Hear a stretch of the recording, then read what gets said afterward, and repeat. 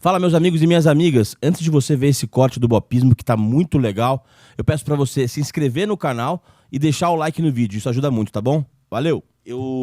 Tem uma coisa que acontece com os agentes, os empresários, que no futebol é uma classe que toma bordoada de quase todos os interlocutores do universo do futebol, né? Dirigentes, treinadores, torcedores, jornalistas.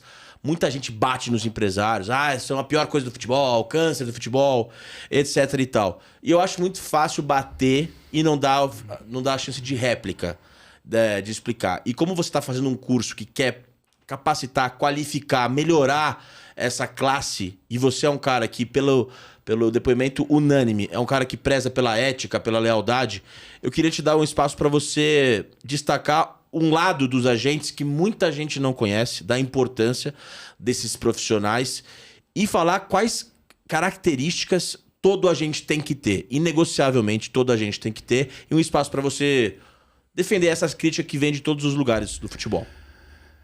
Lucas, você sabe que esses novos projetos todos, eles são motivados justamente por essa imagem que os agentes têm no mercado.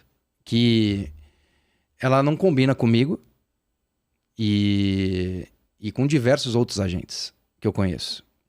A classe, ela é exposta, eu acho também que por culpa dos próprios agentes. Agora, não pode ser uma unanimidade de denegrir a classe como um todo. O fato de ter pouca regulamentação à atividade, ela é, acho que, o primeiro passo para essa banalização. Porque hoje qualquer um pode ser agente. Então você pega o seu RG, seu CPF, você manda para a CBF, você se cadastra como intermediário. Sem um mínimo de conhecimento sobre gestão de atletas, gestão de pessoas, plano de carreira, relações, né? Então, uma regulamentação séria com o que é certo, o que é errado, o que pode, o que não pode, ela se faz necessária de forma emergencial.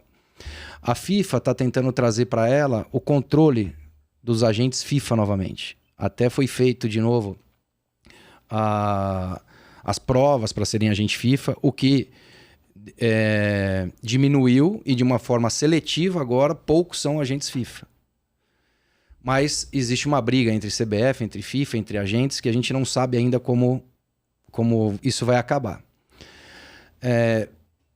Tendo essa sensação de que eu estou numa atividade que ela não está combinando com o que eu acredito, foi a ideia, primeiro, aceitar convites de algumas instituições importantes, como a Trevisan, como a CBF Academy, de poder dar aula em curso de formação de novos agentes.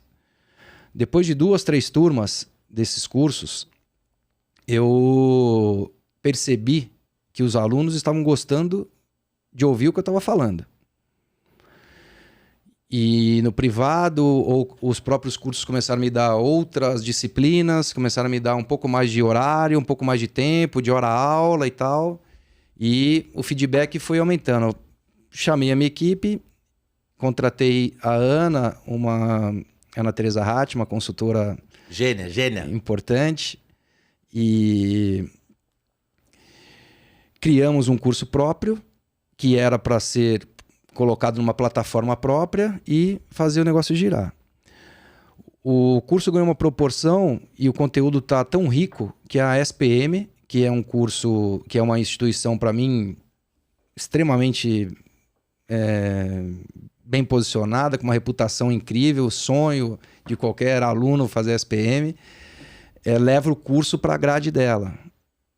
Então, mostrou que a gente estava, primeiro, com a percepção correta e que o mercado estava carente desse tipo de conteúdo. Qual que é a intenção disso?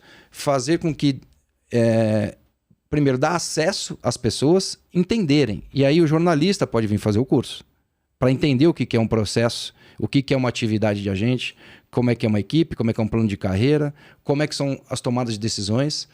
Porque o que se é propagado é porque não tem informação.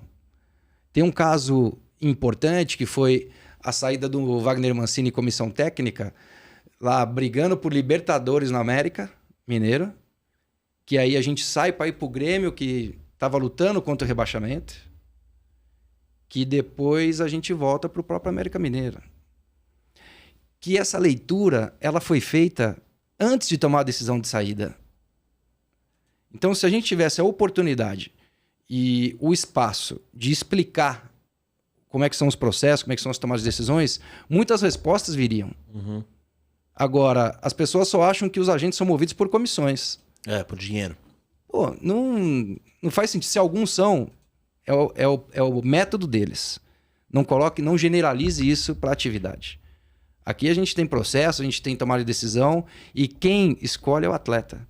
Por isso que os atletas e os familiares precisam escolher de forma séria, consciente, os seus agentes, que tenham valores e princípios similares aos seus, da sua família, para que lá na frente não coloque a responsabilidade no agente, que é uma outra preocupação. Os contratos de representação entre o atleta e o agente, eles são de 2 anos. O que força o agente a fazer uma negociação em curto prazo. Então a FIFA, a CBF, de fazer o contrário. Você vai assinar com o agente, então você vai ficar por 5 anos com ele, no mínimo, para você escolher certo quem é o seu cara, para ele ter tempo de trabalhar o plano de carreira e não ser forçado, entre aspas, a fazer uma negociação. Então todos esses pontos eles precisam ser reavaliados. Regulamentação, escolha, entendimento do que é atividade. E se a pessoa quer ser agente, ela tem poucos cursos para fazer. Essa é a verdade. Então a gente está ampliando isso, as características de entendimento do que é uma empresa, plano de carreira, se você é um empresário, em alguns momentos, protagonista ou se você é o coadjuvante. Em alguns momentos da negociação, eu sou o protagonista, estou liderando a operação. Eu tenho algumas responsabilidades. Em outras, eu sou o suporte da operação, onde tem um agente protagonista liderando. Uhum. Então, você é importante em outro sistema. Uhum. E como é que você separa isso? Então, eu não tenho relação no mundo inteiro. E ninguém tem. E aí só vai para o clube que... Então, a parceria, ela é fundamental para o crescimento dessa atividade e para o sucesso do atleta. Uhum. Eu não posso não fazer uma parceria se o cara tem uma proposta para o meu atleta, porque eu vou ter que dividir a comissão. Então, tem uma série de fatores que precisam ser reorganizados, colocados dentro de uma regra de atuação dos agentes. E o que eu tenho insistido cada vez mais é para que numa mesa como essa esteja o clube, o agente e o atleta. Uhum. E se o atleta quiser, é o atleta que tem que querer, o pai e a mãe. Uhum. Que quanto mais próximo da negociação, melhor. Porque o único objetivo dessa negociação, o único objetivo que tem nessa mesa é potencializar o atleta. Uhum. Quanto mais potencializar ele, mais o clube vai ganhar, maior vai ser a comissão e mais perto do objetivo dele. E se alguém tiver diferente, com algum objetivo diferente, vai ficar claro na mesa. Quem é que está remando? Se é o clube que está desproporcional no pedido, Uhum. se é o empresário que está mais dando mais importância para a comissão dele do que do plano, ou se o atleta e o pai e a mãe que estão sonhando alto demais dentro da realidade do que o filho aonde pode chegar. Então a verdade numa mesa e equalizar os objetivos de todas as partes, cada vez mais tem que estar esse grupo na mesa. E aí não vai ter ruído, porque tudo foi combinado. Como é que nós vendemos o Verón pro Porto do Palmeiras? Alinhamento 100% com o Palmeiras. 100%. De convidar o Palmeiras para viajar comigo para a Europa, para a gente fazer visita nos clubes e preparar uma venda no meio do ano. Nós somos em março, eu e um executivo do Palmeiras. E fomos concretizar a operação em julho de 2021. Então, tudo planejado. Inclusive, Fábio, não vamos mais vender o Verón, conversamos com o Abel não quer vender o Verón.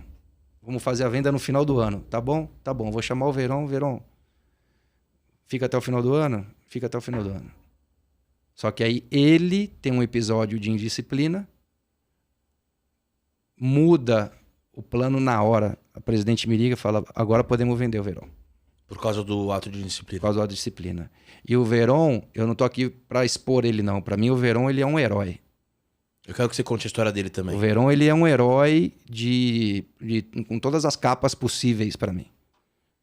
E vai dar a retomada dele, eu vou continuar investindo nele, acreditando nele, e porque de onde ele saiu e onde ele está, ele é um herói. Mas estou falando do plano de venda, do respeito e do trabalho em conjunto entre o agente, clube e atleta. E parceiro, nesse caso. Nesse momento, nessa negociação, eu fui parceiro, eu fui empresário protagonista, e no momento da operação, eu fui o coadjuvante. Teve um outro protagonista também que foi importante para a operação. E os papéis são complementares. Uhum. Então, Lucas, tem muita... É muito importante esse espaço para os agentes.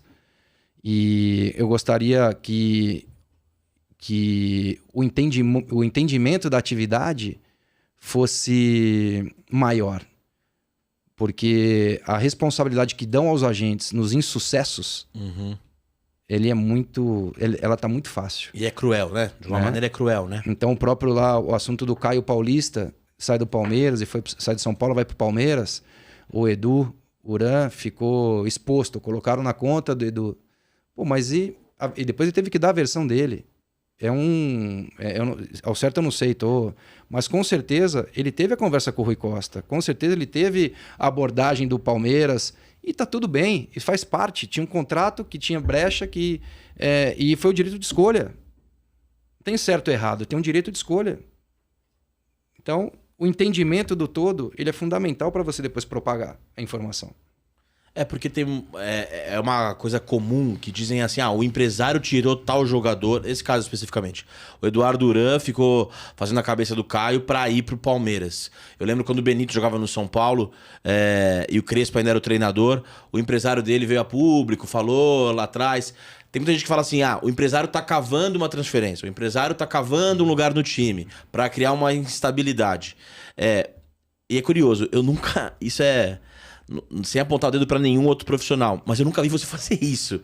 E tem gente que aparece, alguns empresários que falam, agora tá rolando uma celeuma em torno da renovação do Wellington no São Paulo, e todo mundo falando, o empresário tá sendo difícil, etc e tal. Você acha que o que falta é justamente esse espaço para ter um diálogo e entender todos os pontos? Você acha que as pessoas às vezes falam de orelhada sem se aprofundar sobre os assuntos? Eu acho que tem muita informação que é propagada e não ouve todas as partes.